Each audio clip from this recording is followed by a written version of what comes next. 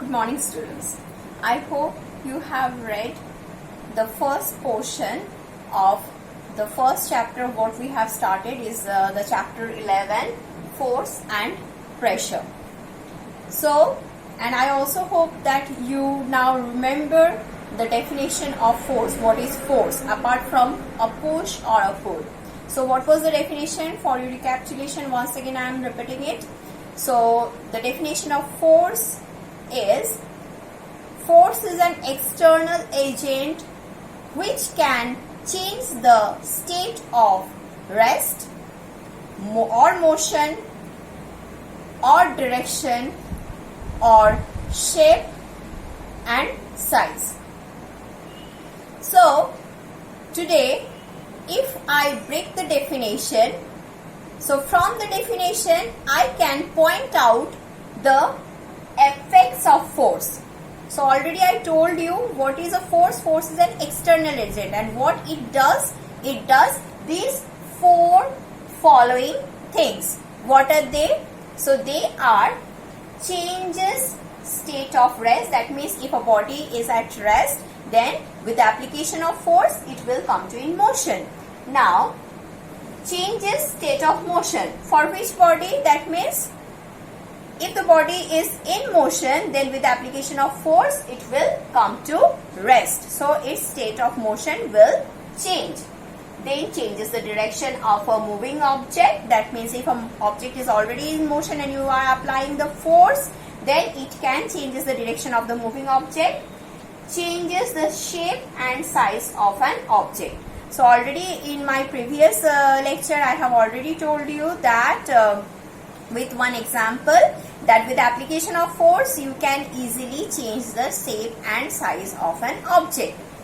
So now as we are studying physics, so here we have to know the unit of force. What is that?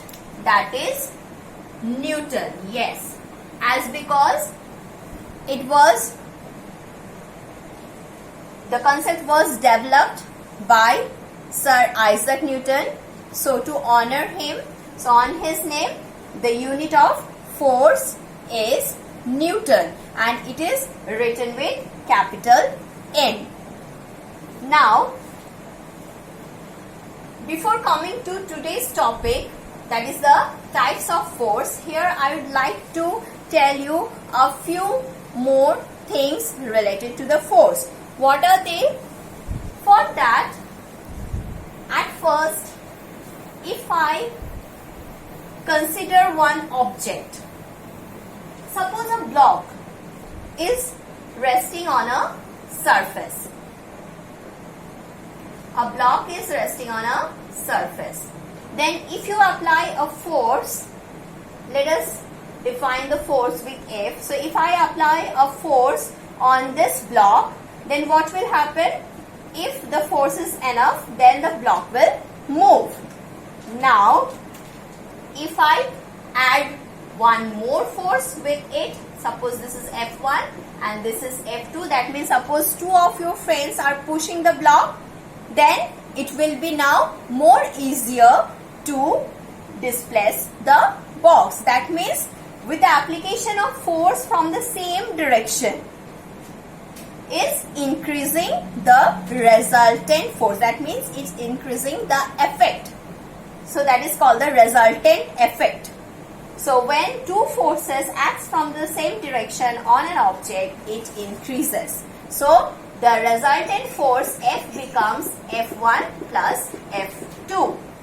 But if on the same block, if I apply F1 force from this direction and F2 force from this direction, then what will happen? Yes, think of a situation that both of your friends are pushing a box with equal force, or if I take the example of the tug of war, then what happens? If both the teams are pulling the rope with equal force in the opposite direction, the effect cancels. The resultant effect is 0. So that means subtraction. If the two forces are not equal, that means if F1 is not equals to F2, then what will be the resultant force? Yes, the resultant force will be F equals to F1 minus F2 if F1 is greater than F2, or if F2 is greater than F1, then it will be F2 minus F1. So you have to keep it in your mind that when two forces are acting from the same direction on an object, then addition takes place and the resultant effects becomes greater than the two individual forces, that is F equals to F1 plus F2. But when two different forces acts on an object from the opposite direction, then they reduces the resultant effect, and hence we get the resultant force as the subtraction of the two individual forces. And if for what example I have told you for the tug of war, that if both the forces are equal, then what will happen? If F1 is equals to F2, then obviously this will result into F will become 0. Yes, the F will become 0 and the object will not move. It will remain at its own place. So here we have learned that force is an external agent which has those four effects. Along with that, it is also direction conscious. It is also direction conscious. So you have to always remain conscious that from which direction you are applying the force on which object. Okay. So as because the force is direction conscious, so it is a type of vector quantity. What it is? It is a type of vector quantity. What are vector quantity? Vector quantity are those which has both value and which are direction conscious. So the value of the force is the strength of the force is known as the magnitude, and along which direction it is acting, that direction is also important. That's why force is a vector quantity. Force is vector quantity. Okay, force is a vector quantity. Now let us come to today's topic, that is types of force. So as you can see, already I have here categorized the forces into two broad section. One is contact force, another is non-contact force. So you can see from the name itself, contact force and non-contact force. Contact means for the application of force, if you need contact between the applier and the object, then that type of force is known as contact force. And what a non-contact force? If the object which is applying force, or if the person who is applying force, he or the object does not need any contact between the object on which they are applying the force, then that type of force is known as non-contact force. So if contact is not required to apply the force, then those type of forces are called non-contact force, and if contact is essential to apply the force, then those type of forces are called the contact forces. Here the few types of contact forces are muscular force. What are muscular force? Suppose you are lifting a bucket of water, then you are applying the force with the help of the muscle. So you need the contact between the bucket and your hand, through which the muscular force is being applied. So muscular force need contact, that's why muscular force is a type of contact force. Frictional force. In your previous class, or you must know what is friction. That means when you try to push one object on the surface of the other object, then you need to apply more force, because a resistive force acts in the opposite direction, which develops in the opposite direction between the contact of the two surface. That is called the frictional force. So here the contact is necessary, so that's why frictional force is also a type of contact force. Normal force. What is normal reaction force? Let me show it to you.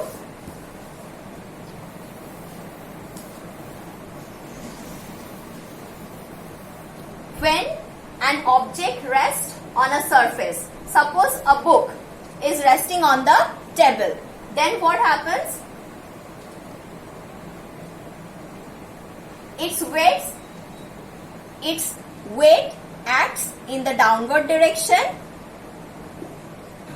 and in the opposite direction a reaction force develops. That means, and this W is equals to R. When this W is equals to R, then only the book is able to rest on the table. That means this table is applying the equal opposite force, which is known as the reaction force, whose magnitude or whose value is equal to the weight of the object which is resting on the table.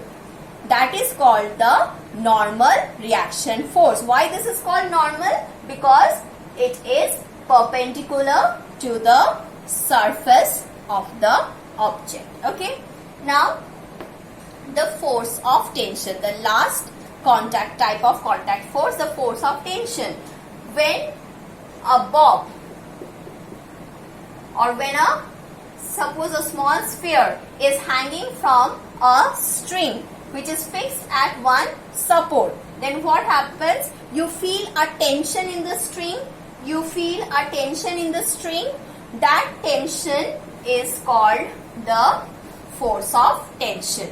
That tension is whenever when you tie a stone with a thread and you continuously revolve it, rotate it, then what happens? There is always a tension in the string which keeps the stone revolve on its circle. Then that type of force what develops between the sphere or the stone, the force which develops in the string to which